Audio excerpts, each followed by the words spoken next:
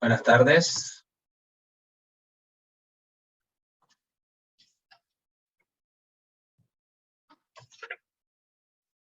Buenas tardes a todos.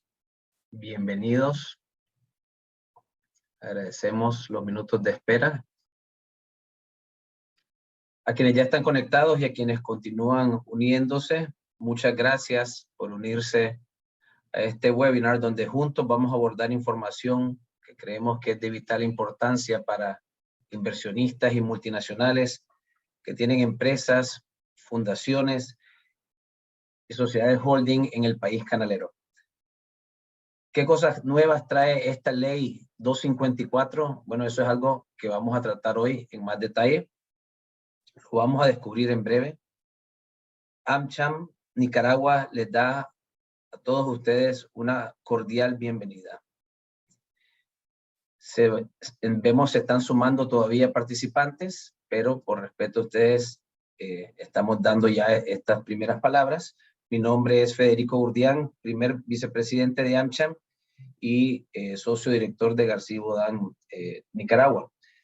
Tengo el honor de fungir como moderador en este webinar y el día de hoy tenemos también el honor de contar con expertos en la materia que se va a exponer, colegas de la firma panameña Galindo, Arias y López, colegas y amigos, Diego Herrera, a quienes seguramente ya algunos de ustedes conocen, Maricruz Rocker, también de Galindo, Arias y López, a quienes agradecemos enormemente por compartir sus conocimientos y su tiempo ante nuestra estimada audiencia. Solo algunos detalles de logística antes de comenzar. Como saben, la materia que vamos a cubrir es bastante extensa, por lo tanto agradecemos que envíen sus preguntas por la sección del Q&A, de preguntas y respuestas del Zoom, para luego nosotros trabajar junto a ustedes la sección, o yo voy a moderar la sección de preguntas y respuestas una vez que termine la presentación por nuestros colegas de Gala. Haremos nuestro mejor esfuerzo por cubrir todas las preguntas, sin embargo, vamos a elegir aquellas que contribuyan oportunamente al tópico del día o que permita por razones de tiempo. Las personas que requieren un certificado de participación para efectos de su trabajo o por la razón que estimen conveniente, por favor lo hacen saber mediante la sección de comentarios y con gusto de AmCham Nicaragua se comunicarán con ustedes. La presentación también estará disponible para quienes la soliciten, pues está siendo grabada. Antes que nada, y antes de entrar en materia, primero quisiéramos dar reconocimiento a nuestro patrocinador para este evento particular, Tropigas de Nicaragua, que es socio de AmCham en Nicaragua. Tropigas de Nicaragua inició sus operaciones en 1954 y con el tiempo se consolidó como la empresa líder en comercialización de gas licuado derivado del petróleo, abarcando la mayor parte del mercado, enfocado en la distribución y suministro de gas licuado al sector industrial, comercial y doméstico. Tropigas es parte de un grupo a nivel regional formado por varias compañías especializadas en el abastecimiento y transporte de gas licuado de petróleo, así como el mantenimiento de tanques, producto indispensable en los hogares, empresas de Nicaragua y el resto de países en la región. Gracias a Tropigas por patrocinar este evento. Gracias siempre por apoyar a AmCham. Nuevamente, en nombre de la Junta Directiva de AmCham, tengo el gusto de presentar a nuestros expositores invitados, que son el licenciado Diego Herrera y Maricruz Rocker. Diego Herrera, como he mencionado, es socio de la firma Galindo, Arias y López desde 1986 y se ha destacado en asesoría de empresas nacionales e internacionales del sector financiero e industrial, así como también en el campo de telecomunicaciones. Destaca en las prácticas mercantiles, bienes raíces, contratos con el Estado, licitaciones públicas, sociedades y fundaciones, entre otros. Un excelente abogado, un excelente profesional y un gran amigo. Diego, bienvenido.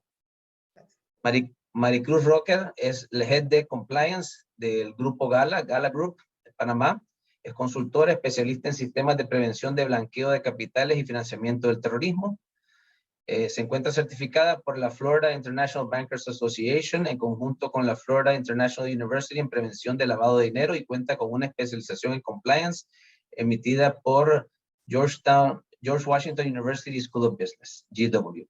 Con más de 15 años de experiencia en gestión de conocimiento y asesoría jurídica, ella se ha especializado en los últimos 7 años en ética, gobierno corporativo, gestión de riesgos y cumplimiento normativo. Es miembro activo en distintas asociaciones tales como la Asociación de Especialistas Certificados en Delitos Financieros, World Compliance Association, Capítulo Panamá, Florida International Bankers Association y la Asociación de Oficiales de Cumplimiento de la República de Panamá. En el año 2017 ella participó en la capacitación y preparación para la 4ª ronda de evaluación del GAFI en Panamá en conjunto con el Ministerio de Economía y Finanzas, Superintendencia de Sujetos No Financieros y la Unidad de Análisis Financiero UAF de Panamá. Formó parte del grupo que representó a las firmas de abogados en charlas y mesas redondas con el GAFI FATF para demostrar avances en la implementación de la legislación sobre prevención de blanqueo de capitales, financiamiento del terrorismo y financiamiento de la proliferación de armas de destrucción masiva. Las calificaciones obviamente son indudables. Gracias, Maricruz, también por acompañarnos. Estamos seguros que tendremos un webinar que generará valor a nuestros socios, a todos los participantes y que les brindará conocimiento para poder trazar sus estrategias corporativas y que les apoyen en sus estrategias también de cumplimiento.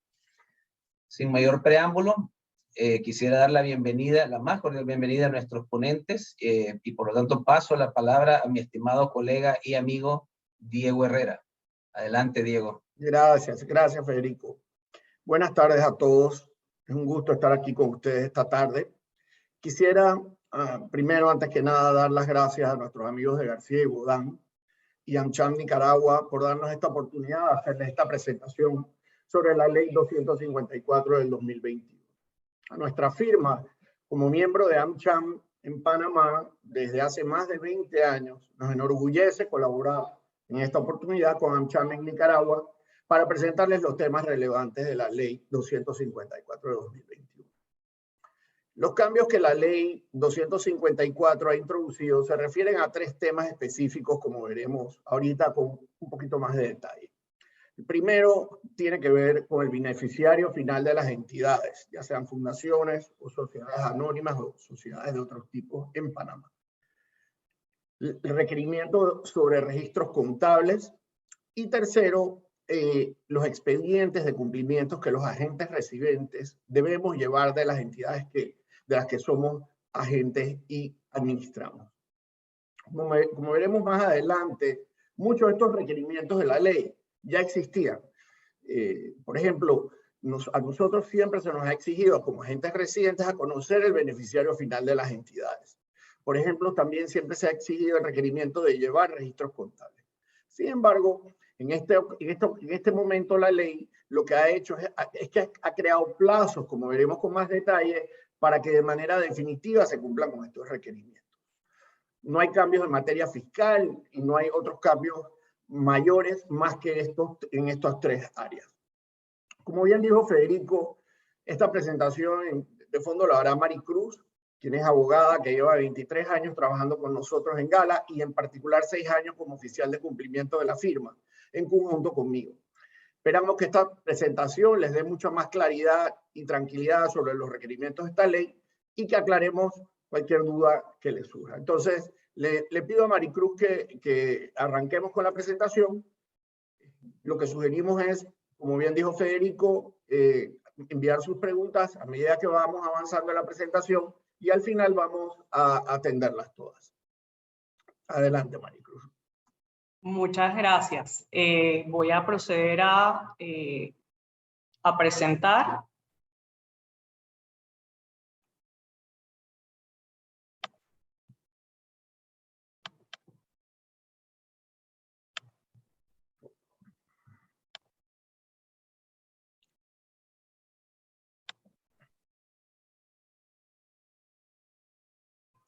Listo, ahora sí, muy buenas tardes. Gracias por su presencia, por estar aquí acompañándonos, a todos los socios de AmCham y a nuestros colegas por asistir a este webinar en un tema que es muy importante, que agrega mucho valor, sobre todo por la situación que estamos viviendo, ¿no? Y todas las obligaciones que deben cumplir pues, las fundaciones y empresas en Panamá.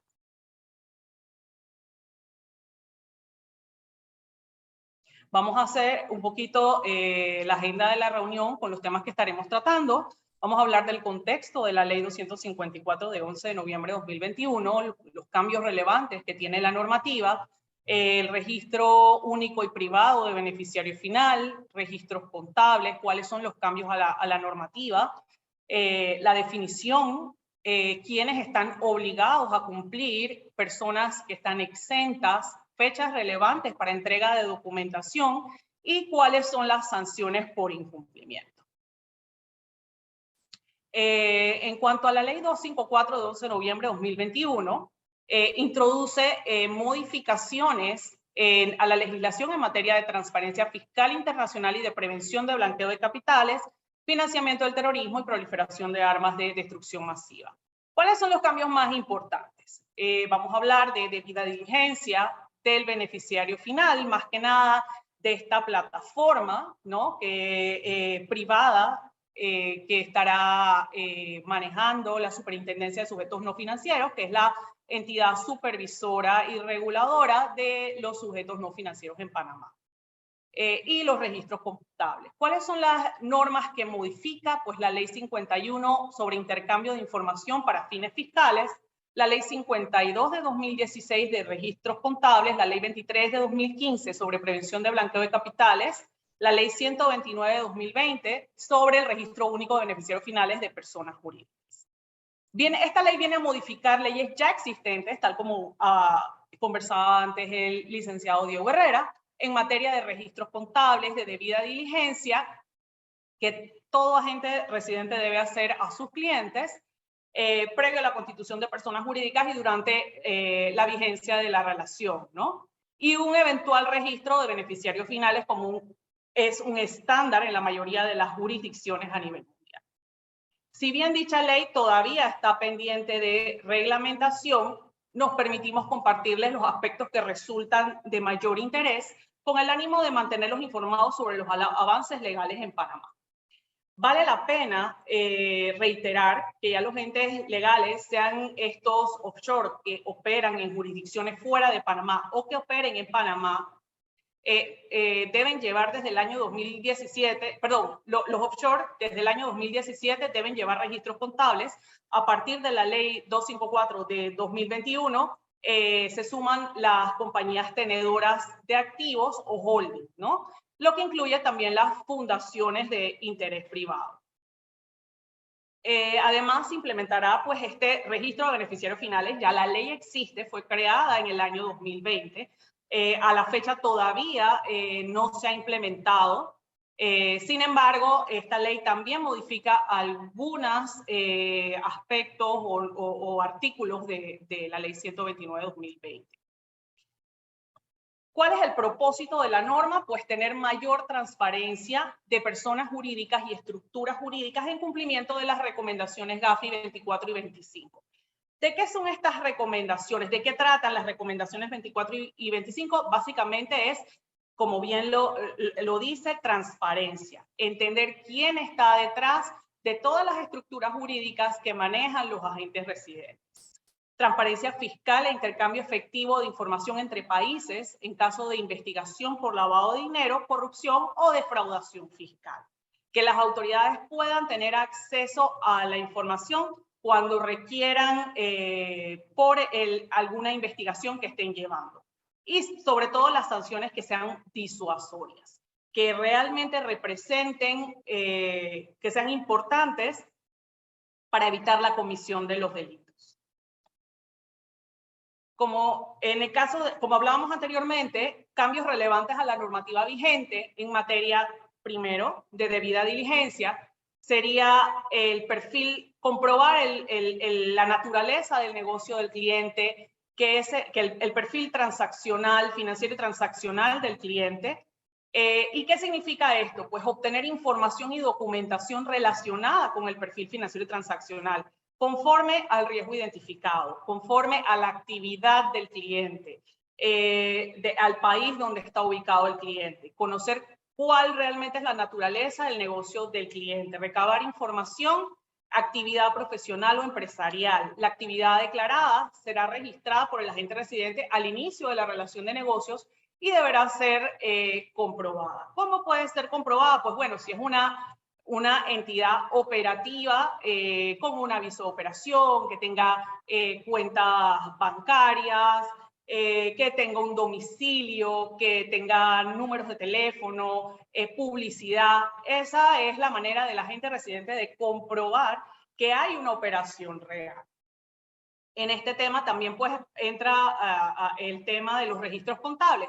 Una vez que el agente residente también tenga información financiera de la compañía, también puede ver un poco el movimiento y si eso hace sentido con el perfil financiero declarado por el cliente al inicio de la relación con el agente residente.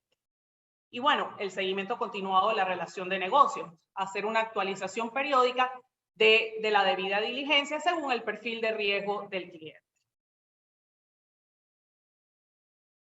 Hablamos también de este registro único y privado para personas jurídicas, que es la plataforma de beneficiarios finales.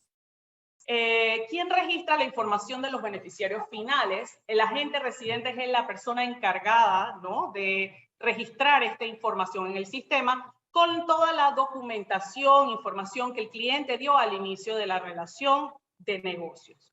¿Quién tiene acceso a la plataforma? Pues el agente residente y, según la normativa, 2 funcionarios designados por la Superintendencia de Sujetos No Financieros. Custodio y administrador de la información, pues la Superintendencia de Sujetos No Financieros, que es la entidad que supervisa y regula a los abogados, a los notarios y contadores como sujetos no financieros. ¿A quién puede ser revelada esta información? Al Ministerio Público, Unidad de Análisis Financiero, a la Dirección General de Ingresos, al Ministerio de Economía y Finanzas, a homólogos extranjeros de conformidad con los canales para el requerimiento de información. No está de más decir que esta información solo es compartida por razón de investigaciones de delitos contra el blanqueo de capitales, evasión fiscal y financiamiento de la proliferación de armas de destrucción masiva. ¿Cuál es la seguridad del sistema? Yo creo que esta es una de las preguntas que más nos han hecho luego de la publicación de la Ley 254/2011. ¿Cómo el gobierno se asegurará de que esta información que los agentes residentes tenemos que compartir pues esté bien resguardada, ¿no? La norma indica que van a tener controles de seguridad informática que permitan identificar en todo momento quién tuvo acceso y desde qué interfaz o protocolo de Internet IP se hizo el ingreso. Los datos suministrados al sistema deben mantenerse en estricta reserva. Hay sanciones importantes para aquellos funcionarios que incumplan con el deber, pero realmente creo que el tema de que se haya aplazado la puesta en marcha de la plataforma tiene que ver con que se están asegurando, las autoridades se están asegurando que cumplan con todos los certificados de seguridad y con todo el sistema que requieren para que esta información realmente sea privada, ¿no? ¿Cuáles son los datos a registrar en la plataforma de beneficiario final? ¿Qué datos tiene que registrar el agente residente? Información de los beneficiarios finales con control accionario del 25% o más. En el caso de que tengan menos del 25%, deberá registrarse la persona o personas de control que finalmente, directa o indirectamente, controlan o ejercen influencia significativa sobre la entidad, que ejercen control efectivo y definitivo sobre la gestión de la persona jurídica. Es decir, quienes realmente toman las decisiones y las hacen cumplir en la entidad. ¿Cuáles son los datos del beneficiario? Pues los datos del beneficiario serían el nombre completo, número de cédula para nacionales o pasaporte vigente para extranjeros, fecha de nacimiento, la nacionalidad del beneficiario, dirección física, fecha en que adquirió la condición de beneficiario final. Asimismo, para la entidad deberá registrar datos como el nombre, el folio, el RUC, la fecha de inscripción o de organización de la entidad, la dirección física donde ejerce operaciones o de la persona que mantiene el control o custodia de la documentación, actividad principal y la jurisdicción donde opera la entidad. Otro de los cambios que hace esta normativa es acerca de los registros contables y de la información de respaldo. Todo esto se encuentra en la Ley 52 de 2016. Antes de la Ley 254 de 2021 ya existía la obligación para todas las entidades incorporadas en Panamá con operaciones en otras jurisdicciones de mantener estos registros contables y documentación de respaldo. Con la reforma introducida por esta norma, se extiende la obligación a las sociedades tenedoras de activos dentro o fuera del territorio panameño, no así para las sociedades operativas panameñas. Se dispone la obligación para las personas jurídicas de entregar anualmente al agente residente original o copia de los registros contables.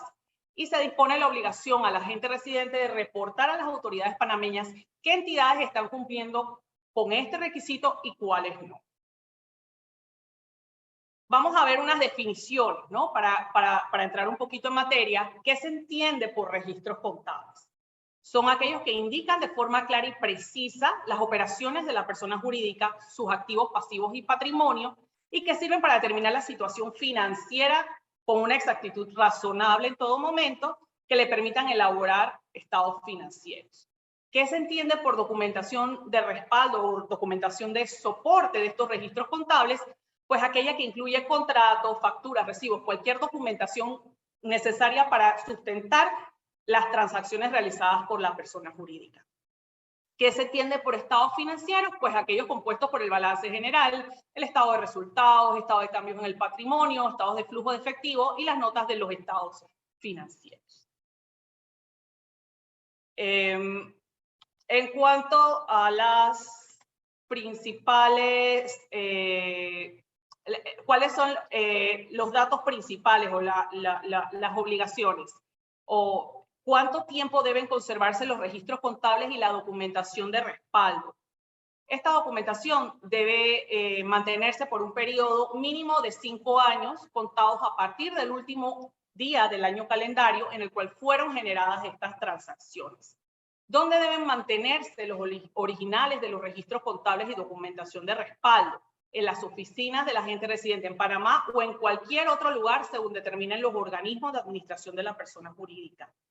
El envío de los registros contables debe hacerse anualmente al agente residente al 30 de abril del periodo que culmina al 31 de diciembre del año anterior.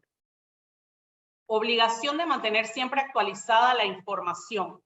Las personas jurídicas estarán obligadas a informar anualmente por escrito al agente residente el nombre y los datos de contacto de la persona que mantiene los registros bajo su custodia. O sea, la información, los documentos originales de estos registros contables y la dirección física donde los mismos se mantienen.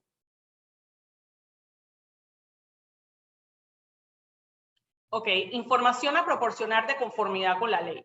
Yo creo que es importante en este punto señalar que la reglamentación a esta normativa todavía no ha sido publicada.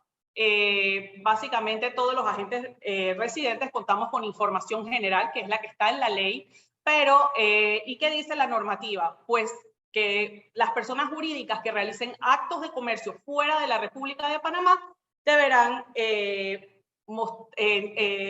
proporcionar al agente residente el diario y el mayor, para lo cual sugerimos estados financieros, ¿no? Un balance con todo el estado de resultados, estado de cambio, etc. Personas jurídicas que no realicen actos de comercio y que se dediquen exclusivamente a ser tenedoras de activos como inmuebles, acciones, cuotas de participación, cuentas bancarias, cuentas de inversión, entre otros, presentar información que demuestre el valor de los activos que mantiene, los ingresos que se perciben de esos activos y los pasivos relativos a esos activos. La información podrá suministrarse con la entrega anual al agente residente de un balance general que contenga el monto de los activos, pasivos e ingresos de la persona jurídica relativos al periodo fiscal anterior. ¿Cuáles personas jurídicas están exentas de la obligación de proporcionar anualmente al agente residente los registros contables? Tenemos las personas listadas en una bolsa de valores local e internacional, personas jurídicas propiedad de un organismo internacional, multilateral o de un estado, los armadores o fletadores de naves inscritas exclusivamente bajo el Servicio Internacional de la Marina Mercante de la República de Panamá. En este punto también me gustaría aclarar que aunque no tiene la obligación de proporcionar anualmente al agente residente los registros contables, en caso de que la autoridad solicite estos registros al agente residente, pues deberá proporcionar la información en un plazo de 20 días, tal como establece la normativa. Entonces, no debe presentarlos al agente anualmente, pero sí está obligado a entregarlos en caso de solicitud de la autoridad competente. ¿Qué formalidad deben tener estos registros entregados? La reglamentación vigente actualmente indica que las personas jurídicas que llevan registros contables e información de respaldo dentro de la República de Panamá deben seguir las normas internacionales de contabilidad financiera y deben ser estos preparados y certificados por contador público autorizado de la República de Panamá. Las personas jurídicas que llevan registros contables e información de respaldo fuera de la República de Panamá podrán hacerlo de acuerdo también a las normas contables de aplicación en la jurisdicción donde los registros contables se llevan de acuerdo con las NIC. Deben ser preparados y certificados por contador público autorizado. Esta es una pregunta pues, que hacen frecuentemente y es importante que sí, o sea, estos registros contables se pueden llevar fuera de Panamá cumpliendo con las normas contables de aplicación en la jurisdicción donde se prepara. Inclusión de declaración en escritura pública. También es importante señalar que en los cambios de agente residente y en las disoluciones se requiere de una declaración expresa en la escritura pública donde conste que el agente residente ha recibido o mantiene los registros contables de la persona jurídica. En el caso de las disoluciones, estos registros contables y documentación de respaldo o estas copias de la documentación deben ser respectivos a los 5 años anteriores a la inscripción de la disolución y deben ser mantenidos y estar disponibles por el agente residente por un periodo mínimo de 5 años, posterior a la disolución. En el caso de la reactivación, las personas jurídicas que se encuentren suspendidas y desean reactivarse deben suministrar al agente residente copia de los registros contables. Hemos querido traer ejemplos básicos para referencia, como hemos tenido ya anteriormente otros seminarios web, estas preguntas que nos hacen y repetidamente en cada una de estos foros, hemos querido tratar de traer claridad, ¿no? Y traemos unos ejemplos básicos para referencia, tanto para holdings, que es compañías que tengan con inversiones en acciones en otras compañías. En el balance, ¿qué debe poner el cliente, ¿no? La entidad? En el balance debe incluir como mínimo el valor de las acciones que tengan en otras compañías, el pasivo o la deuda adquirida producto de la adquisición de las acciones y el capital o patrimonio de la compañía establecido al momento de su constitución. ¿Qué poner en un estado de resultados? Se registran los dividendos obtenidos producto de las inversiones en otras compañías y se registran los gastos básicos anuales del agente residente y tasa única. Esto es un ejemplo solo para referencia, no es una opinión formal, pero en vista de que no contamos con una reglamentación que sea específica, que aborde o se ahonde un poco más en el tema, pues hemos querido hacer alguna referencia a qué es lo que debe presentarse y definitivamente pues esto debe consultarlo con el profesional idóneo en la materia, ¿no? Pero este es un ejemplo básico para referencia. Asimismo, tenemos pues para un ejemplo para inmueble que debería contener un balance para personas jurídicas cuyo único activo es un inmueble, pues el balance debe incluir como mínimo el valor de bien inmueble según el precio de compra o avalúo, el pasivo o deuda adquirida producto de la adquisición del bien, hipoteca, ya que tiene una hipoteca, y el capital o patrimonio de la compañía establecido al momento de su constitución. Y en el estado de resultados, pues se registran todos los gastos relacionados con la entidad y el bien inmueble como, por ejemplo, gastos de agente residente, tasa única, mantenimiento, gastos básicos, electricidad, agua, entre otros. Obviamente, estos balances pueden ser muchísimo más complejos de acuerdo a la estructura que tenga la sociedad, pero creo que es un punto de partida para aquellos clientes que requieren un poco más de claridad sobre la documentación que tienen que entregar. ¿Qué otras consideraciones pues, que debemos tener sobre los registros contables? Las autoridades pueden solicitar la documentación en cualquier momento, no necesariamente, digo, hay una fecha límite. La normativa dice que al 12 de mayo nosotros debemos haber recibido todos los registros contables de las sociedades offshore y tenedoras de activos. En el caso de las entidades, de las tenedoras, ya sea que sean panameñas o fuera de Panamá, las personas deben proveer pues, la documentación al agente residente dentro del tiempo establecido por la autoridad competente. Confidencialidad de la información y documentación. Es importante también resaltar que la autoridad competente para efectos de cooperación internacional e internacional podrá solicitar cualquier información conforme a lo dispuesto en la ley y sus reglamentaciones sin que esto constituya una violación a la confidencialidad. En cuanto al secreto profesional, pues toda la información que se entregue por parte de los agentes residentes a la autoridad competente en cumplimiento de la presente ley y sus reglamentaciones no constituye violación al secreto profesional. ¿Cuáles son las fechas claves de entrega de documentación a la autoridad? Para los registros contables, pues como dije anteriormente, el 12 de mayo de 2022, plazo para recibir los registros contables, luego cada año al 30 de abril. En cuanto a la fecha de 11 de junio de 2022, pues el agente residente deberá remitir un listado de entidades a la Dirección General de Ingresos para las entidades que presta el servicio de agente residente, haciendo la siguiente clasificación. Entidades que entregaron los registros contables, entidades en las que cuenta con la información de contacto de la persona que mantiene en custodia los documentos originales de los registros contables e información de respaldo, y entidades que no han aportado información al agente residente. También hemos querido traer las sanciones por incumplimiento de todas estas normas. Como pueden ver, cada una de ellas tiene sanciones, algunas para la persona jurídica, otras para la persona jurídica y el agente residente. En el caso de la Ley 51/2016, que habla de transparencia fiscal, hay una multa en el artículo 15 que habla de multa de $5.000 hasta $100.000 cuando la persona natural o persona jurídica incumpla en entregar toda la información, documentación requerida por causas imputables a esta dentro del plazo otorgado por la autoridad.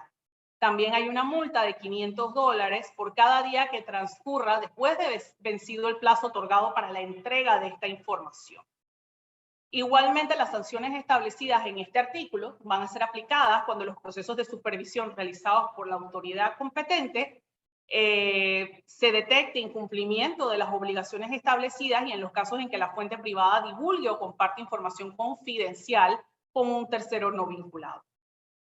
En la Ley 52 de 2016 sobre registros contables, también hay sanciones importantes, multa de $5.000 hasta $1.000.000, considerando la gravedad de la falta, reincidencia y magnitud del daño, suspensión de derechos corporativos. Las sanciones van a ser publicadas en la Gaceta Oficial y en la página web de la Dirección General de Ingresos. Para esto, para la persona jurídica. Para el agente residente, también tiene multas desde $5.000 hasta $100.000, considerando la gravedad de la falta, reincidencia y magnitud del daño. En el caso de la Ley 23/2015, que es la Ley de Prevención de Blanqueo de Capitales, también el artículo 60 dispone multas de $5.000 hasta $5 millones por gravedad de falta, grado de reincidencia, magnitud del daño y tamaño del sujeto obligado. Sanciones no solo a sujetos obligados, sino a quienes permitan o autoricen el incumplimiento de las disposiciones de la normativa. La Ley 129/2020, que es la ley que dispone el tema de la plataforma de beneficiarios finales, también dispone multas de $1.000 hasta $50.000 por cada persona jurídica que no haya registrado el agente residente. Se podrá imponer también multas progresivas diarias cuyo monto será equivalente a $500 hasta que se subsane el incumplimiento por un término de 6 meses. Y también, pues, sanciones específicas. Tenemos la suspensión de derechos corporativos de toda entidad que no tenga la información de beneficiario final. Pues bueno, creo que luego de toda la presentación, espero que hayamos podido traer claridad a ciertos aspectos, pues, importantes de la ley, y es importante también tomar en cuenta sus cambios, las fechas que hemos aclarado, pues, de entrega de información, y las sanciones importantes por falta de cumplimiento con la normativa en general. Para nosotros, pues, ha sido un placer poder presentar en el día de hoy información valiosa, y quedamos a su disposición, pues, para todas las preguntas y respuestas. Y muchas gracias a Federico y a todo a AmCham Nicaragua por la invitación que nos han hecho el día de hoy. Muchas gracias. Gracias, Maricruz. Excelente presentación, muchísimas gracias. Si quieren, pasamos a la parte de preguntas y respuestas. Con gusto podemos recibir sus preguntas en el Q&A o a través del chat. Ya, Maricruz, había una pregunta, creo que era un tema que ya habías abordado, pero la pregunta la hacemos nuevamente. Es los registros contables, si pueden llevarse o procesarse fuera de Panamá o necesariamente en territorio panameño, y obviamente relacionado a dónde o cómo es la forma del envío, si deben mantenerse en originales y copias, etcétera. Sí, efectivamente, tal como se mostró en láminas anteriores, los registros contables pueden llevarse fuera de Panamá, deben ser certificados por contador público autorizado. Y en cuanto a la segunda parte de la pregunta, y disculpa, ¿me recuerdas? Sí, y la forma del envío, ¿no? Originales, copias, si requieren Claro, pueden ser originales o copias, claro, originales o copias, pero deberá comunicarse al agente residente el lugar donde se custodia la información original en caso de haber entregado copias. ¿Alguna formalidad de apostilla o legalización? Creo que depende más, la norma no indica ese tipo de formalidades, depende más de el agente residente y el control o las políticas y procedimientos de entrega de documentación. En ese caso, Federico, la apostilla solamente se requiere cuando vas a presentar un documento ante las autoridades, si para hacer una gestión, pero para efectos del control, nosotros mantener el registro no se requiere apostilla. Simplemente, pues la contabilidad estar certificada como notario, como ya dijo Maricruz. Gracias. Otra pregunta, siempre en cuanto a los balances o los documentos que se deben de presentar al agente residente, ¿se debe de adjuntar algún documento de soporte? Por ejemplo, se habla en esta pregunta de facturas, comprobantes de ingresos o egresos, documentos de soporte. Sí, en efecto, o sea, se debe mantener toda la información que sea soporte de esos registros contables, y la autoridad podrá exigir presentarlos en algún momento. Perfecto. En cuanto a las sanciones, la sección creo que fue última que se mencionó, las formas de poder defenderse ante dichas sanciones, las posibilidades de que esto afecte procesos de disolución, si acaso hay algún efecto de esta ley en cuanto a procesos de disolución de las sociedades.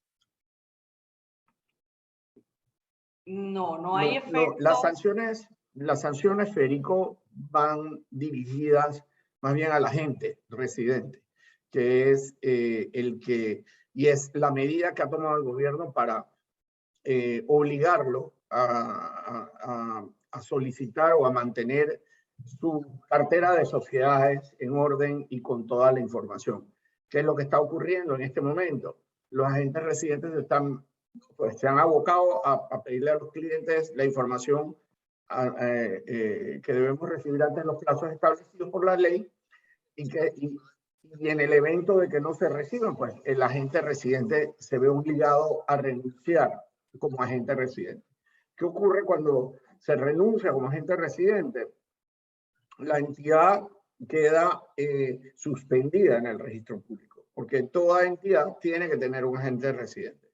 Entonces, eso es lo que está pasando. Como las sanciones van dirigidas a los agentes residentes pues están tratando de cuidarse la espalda para cumplir con lo que dice esta norma. Hablábamos de los efectos en procesos de disolución, que si alguna persona que tiene sociedades panameñas, pues tiene temor de incumplir esto, realmente no tiene el interés y quiere entrar en un proceso de disolución y deshacerse de su sociedad, la no presentación de esta información afecta ese proceso de disolución. Así es. O sea, que cualquiera que tenga una sociedad ahorita, para disolver, primero tiene que presentar la documentación. ¿Cuántos años hacia atrás?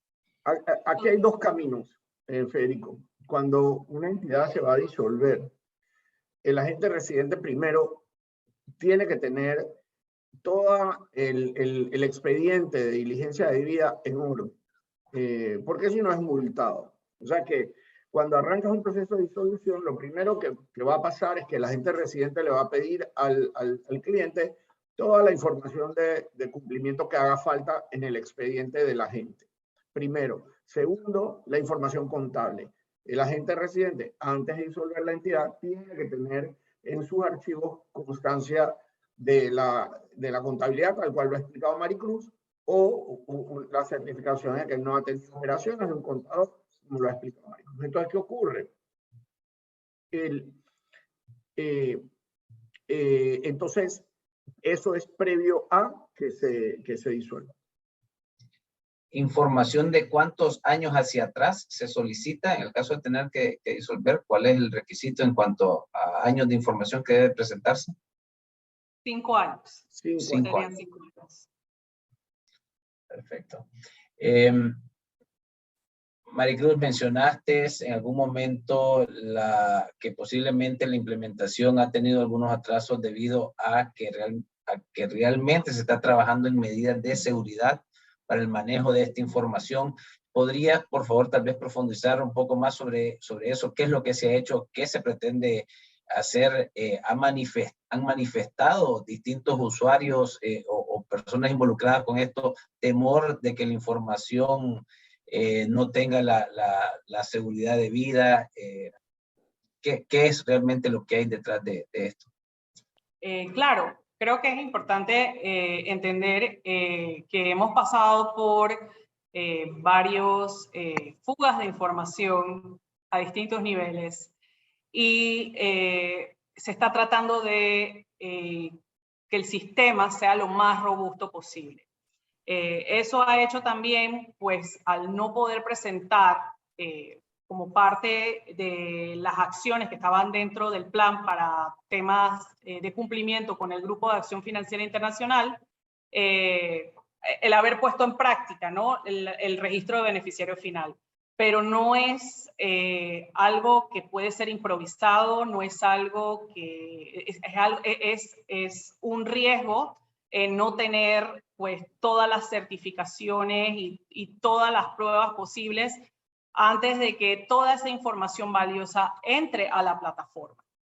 Entonces, entiendo que lo que se está esperando es están haciendo pruebas. Nosotros ya vimos el prototipo, ¿no? Sí, hemos sido citados a reuniones con los reguladores y nos han enseñado el prototipo de cómo se va a ver y la información pues que vamos a tener que ingresar Pero definitivamente creo que el tema de los certificados de seguridad y de estar con expertos, pues que dentro de la medida de lo posible puedan asegurar la reserva de la información es lo que ha hecho el retraso en la puesta en marcha de la plataforma, ¿no?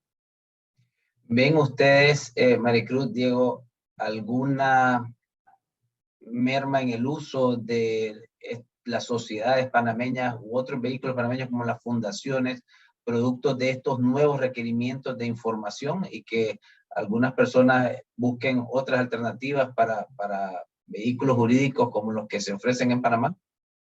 Mira, te cuento, Federico, y esto yo lo asimilo y es una muy buena pregunta. Esto lo asimilo a la situación que se dio en la industria bancaria.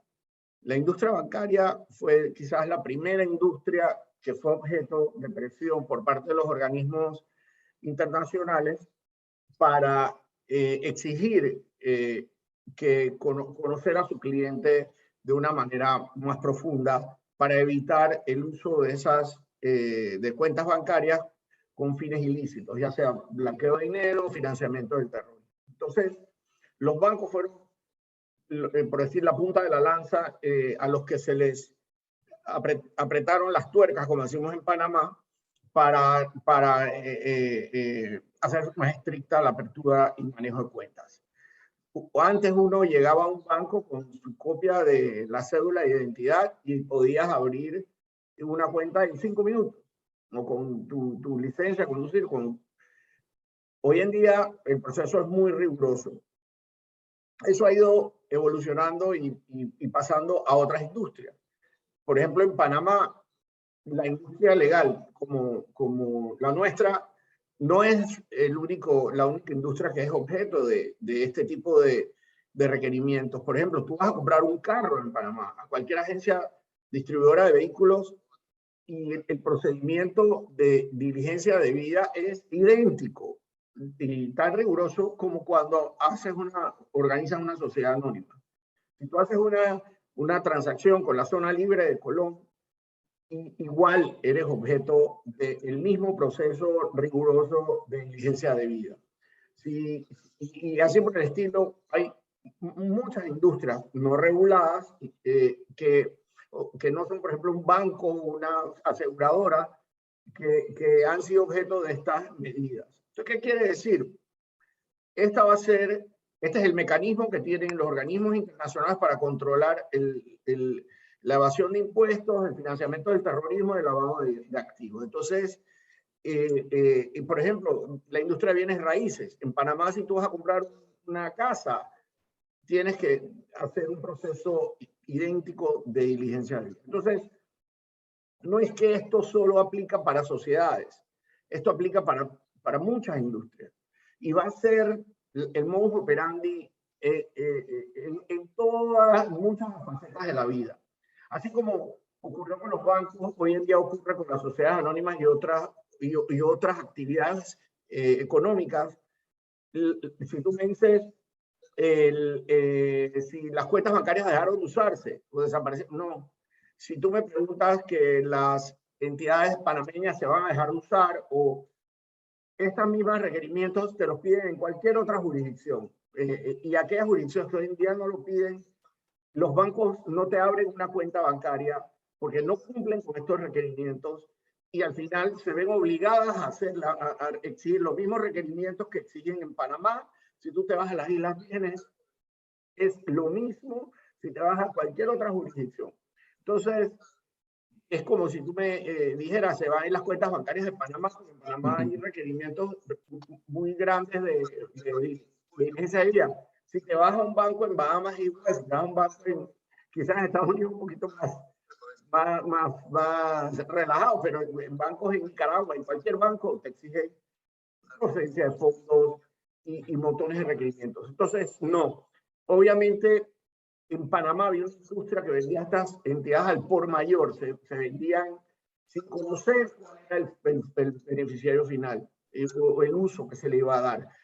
Esas empresas que hacían eso tuvieron que terminar ese modelo de negocios y ahora están haciendo lo que nosotros lo hemos hecho históricamente, que entidad que nosotros vendíamos, sabíamos a quién se la vendíamos y hacíamos un proceso muy riguroso de diligencia debida. Entonces, eso es lo que está cambiando, la manera como estas entidades se vendían.